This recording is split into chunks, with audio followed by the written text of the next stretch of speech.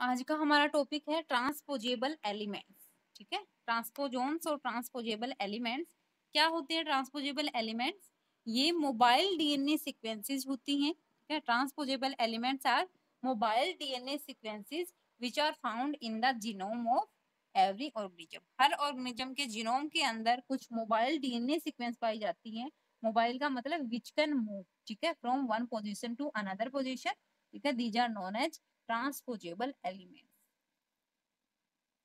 अब कुछ एक जीनोम्स के अंदर क्या होती हैं, ये बहुत ज्यादा अबंडेंट होते हैं ट्रांसपोजेबल एलिमेंट्स। जैसे कि ह्यूमन डीएनए के अंदर 45% जो है वो ट्रांसपोजेबल एलिमेंट्स प्रेजेंट होते हैं। ठीक है, अब इसके कुछ जनरल कैरेक्टरिस्टिक है ट्रांसपोजेबल एलिमेंट्स के। First one is short flanking direct repeats. ठीक है, क्या होती है ये?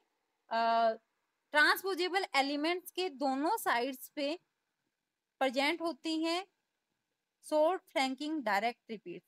ठीक है, जो कि 3 to 12 बेस पेयर लॉन्ग होती हैं, और 3 to 12 बेस पेयर की बनी होती हैं शॉर्ट फ्लैंकिंग डायरेक्ट रिपीट्स, जो कि हर ट्रांसपोजेबल एलिमेंट के दोनों एंड्स के ऊपर प्रेजेंट होती हैं। ठीक है, present on both sides of most transposable elements. अब ये जो सीक्वेंस है ये क्या होती है? मेनली लेंथ के अंदर कांस्टेंट होती है, लेकिन इसके अंदर जो सीक्वेंस प्रेजेंट होती है बेस पेयर की वो चेंज हो सकती हैं इन डिफरेंट डिफरेंट जीनोम्स। ठीक है, अब क्या है, ये जो शॉर्ट फ्लैंकिंग डायरेक्ट रिपीट्स है ये किसी भी ट्रांसपोजेबल एलिमेंट का पार्ट नहीं होते, और ना ही वो ट्रांसपोजेबल एलिमेंट्स के साथ ट्रेवल करते हैं ट्रांसपोजिशन के टाइम पे। ठीक है, बट क्या होती है फिर ये शॉर्ट फ्लैंकिंग डायरेक्ट रिपीट जो है वो जनरेट होते हैं during the process of transposition.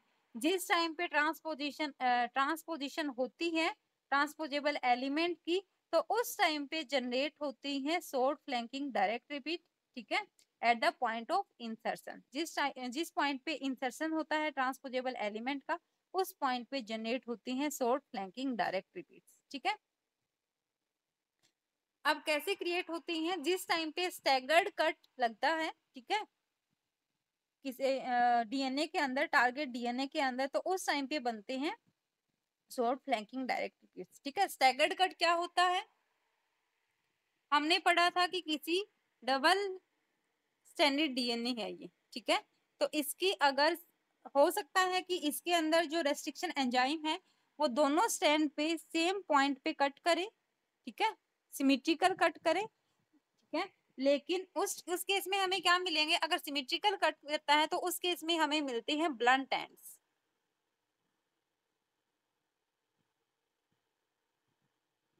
ठीक है, लेकिन अगर किसी केस में रेस्ट्रिक्शन एंजाइम जो है वो दोनों स्टैंड पे सिमेट्रिकल कट ना करे, ठीक है, मतलब अगर अनसिमेट्रिकल कट करता है, तो उस केस में हमें क्या मिलते हैं? उसको बोलते हैं स्टैगर्ड कट। उस केस में हमें क्या मिलते हैं? स्टिकी एंड्स मिलते हैं, स्टिकी और कोहेसिव एंड्स मिलते हैं। ठीक है, तो स्टैगर्ड कट जब लगता है तो उससे क्या होता है? डीएनए की आइदर साइड में हमें क्या मिलती है? हमें क्या मिलते हैं? ट्रांसपोजेबल एलिमेंट, जो कि एज ए डीएनए है। ठीक है, ट्रांसपोजेबल एलिमेंट के आइदर साइड में हमें क्या मिलते हैं? Single standard piece of DNA मिलती है। ठीक है, और ये जो सिंगल स्टैंडर्ड पीस है डीएनए के, इनका फिर क्या होता है? रेप्लिकेशन होता है, और रेप्लिकेशन से क्या बनते हैं? फ्लैंकिंग डायरेक्ट रिपीट्स बनते हैं। ठीक है, क्या था पूरा? सबसे पहले क्या होगा? Staggered cut. ठीक है, स्टैगर्ड कट लगेंगे, अनसिमेट्रिकल क्लीवेज होगा दो स्टैंड का डीएनए का। ठीक है, उसके बाद क्या होगा? जो सिंगल स्टैंडर्ड पीस बचते हैं डीएनए के on either side of transposable element, उनका क्या होगा? रेप्लिकेशन होगा, और रेप्लिकेशन से फिर क्या क्रिएट होंगे? फ्लैंकिंग डायरेक्ट रिपीट्स क्रिएट होंगे। ठीक है,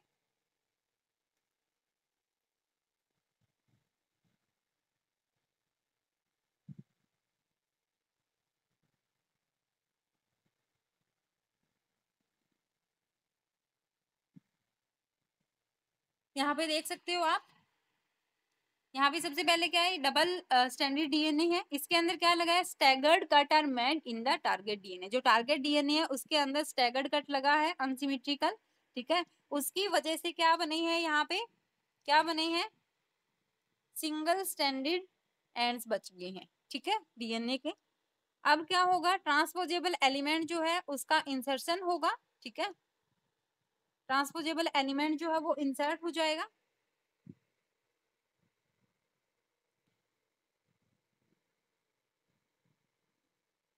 ठीक है, उसके बाद क्या होगा, ये जो गैप बचा है इसमें अब क्या होगा, सिंगल स्टैंडर्ड एंड्स जो बचे हैं इसमें क्या होगा, रेप्लिकेशन होगा, ठीक है, और रेप्लिकेशन से क्या होगा, सिंगल स्टैंडर्ड डीएनए जो है वो क्रिएट कर देगा flanking direct repeats. Single standing DNA का रेप्लिकेशन होगा और रेप्लिकेशन से क्या बनेंगे, फ्लैंकिंग डायरेक्ट रिपीट्स, ठीक है।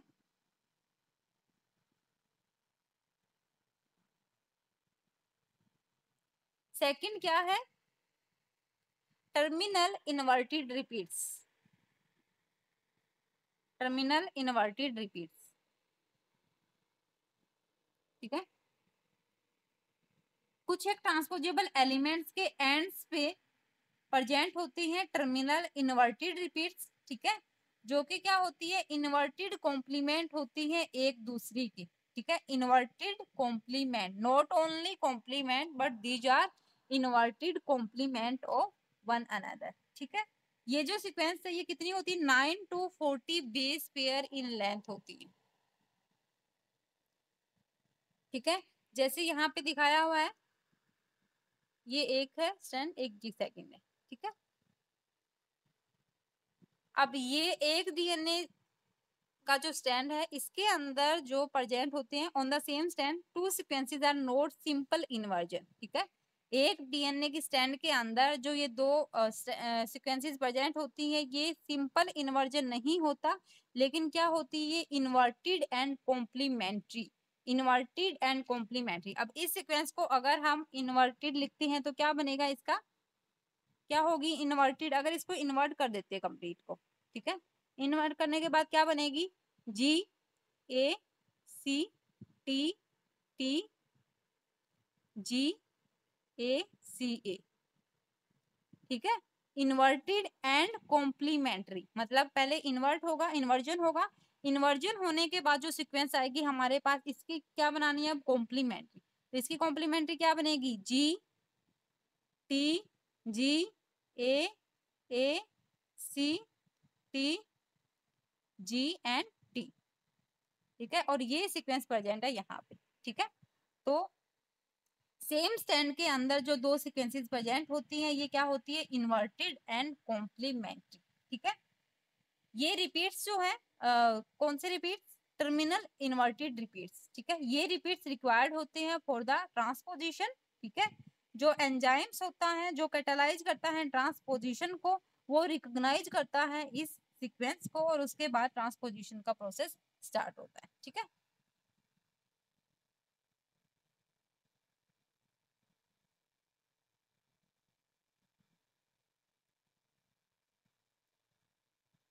आगे है ट्रांसपोजिशन।